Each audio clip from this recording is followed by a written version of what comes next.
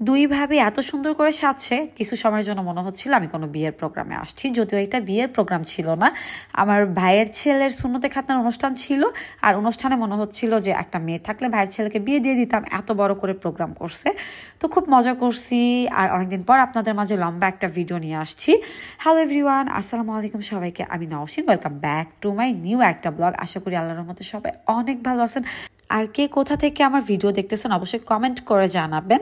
আর 2025 সালে আমার কাছে এটা একটা সুন্দর মুহূর্ত, আর খুব ভালো গেল। এই যে ভাবিরা অনেক সাজুগুজু করে বসে আছে, আর আমি তো প্রথমে ভাবছিলাম যে বিয়ের প্রোগ্রাম, দুই ভাবি এত সুন্দর করে সেজে গুজে বসে আছে, কিন্তু যে দেখি ছেলের সুন্নতে খাতনার অনুষ্ঠান।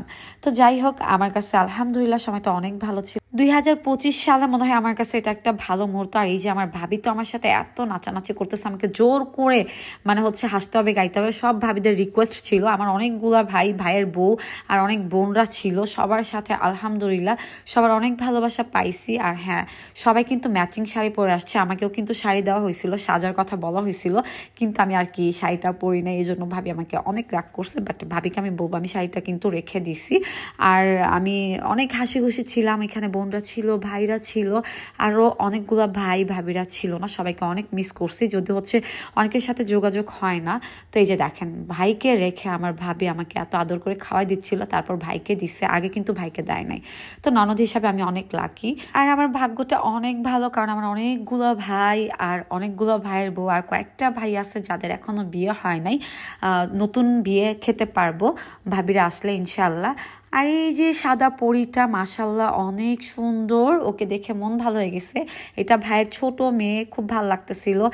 ভাইয়া ভাবি আমাকে এত পরিচয় করায় দিচ্ছিল, আমি মনে রাখতে পারতেছিলাম না। আর সবাই এত সুন্দর মাশাল্লাহ, আমি কাকে আপু বলবো কাকে ফুপু বলবো আমি বুঝতে পারতেছিলাম না, যেহেতু সবাই এক রকমের শাড়ি পরা, অনেক সুন্দর করে সাজছে, সবাইকে অনেক ভালো লাগতেছিল। আর এই যে আমার ভাবি তো হচ্ছে সবাইকে খাওয়া দাওয়া করাইতেছিল সেজে গুজে।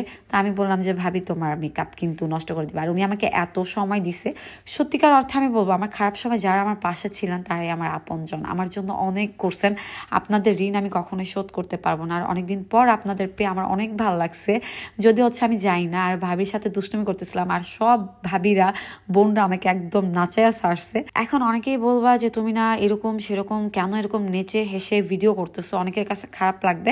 ভাই আমি একটা মানুষ, আর সবাই চায় আমার কাছের মানুষগুলো যারা যারা আমার ভালো চায়, তারা সবসময় চায় যে আমি একটু হাসি খুশি থাকি। আর এই দিক দিয়ে বোনগুলো এত সুন্দর ডান্স করতেছিল, আমাকে তো টেনে হিসেবে ভাবি নিয়ে গেছে, বাট আমি না ওদের মতো এত সুন্দর নাচতে পাই না, ওদের মাঝখানে গিয়ে হয়তো আমি একটু নাচটা নষ্ট করে দিছি। বাট আমি খুব এনজয় করতেছিলাম, যদিও আমার কাছে মনে হচ্ছিল যে বিয়ে বিয়ে বাড়ি, বাট যদিও হচ্ছে এটা ভাইয়ের ছেলের সুন্নতে খাতনার অনুষ্ঠান।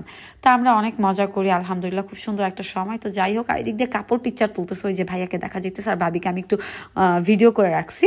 আর ভিডিওর মাঝখানে আমি চলে গেছি, চলে গিয়ে ভাবিকে টেনে নিয়ে আসছি, এত কাপড় পিকচার তুলতে হবে না, আমাকে সময় দাও। পরের দিক দিয়ে হচ্ছে পরের দিনের রান্না বান্না হচ্ছিল, 1000+ মানুষের আয়োজন করা হচ্ছিল, আর এটা ছিল প্রায় 4টা বেজে যায়। এত আনন্দ করছে আমরা যে ভোর 4টা হয়ে গেছে তখন রান্নাবান্নার ভিডিও নিচ্ছি। তো যাই হোক, আজকের ভিডিওটা এই পর্যন্ত। ভিডিওটি ভালো লাগলে অবশ্যই লাইক কমেন্ট শেয়ার করে দিও, সবাই সবার জন্য দোয়া করো, আর আমিও দোয়া করি সবাই অনেক ভালো থাকো। আর হ্যাঁ, আমি কিন্তু 2024 সালে ব্লগ করছি, 25 সালে আর কোনো ব্লগ আপলোড করা হয় নাই। তো অনেকদিন পর লম্বা একটা ব্লগ নিয়ে আসলাম। তো কে কোথা থেকে আমার ভিডিও দেখতেছো অবশ্যই কমেন্ট করে জানাও। তো আজকের ভিডিওটা এই পর্যন্ত, ইনশাল্লাহ দেখা হবে নেক্সট ভিডিওতে। সবাই ভালো থাকো, আল্লাহ হাফেজ সবাইকে।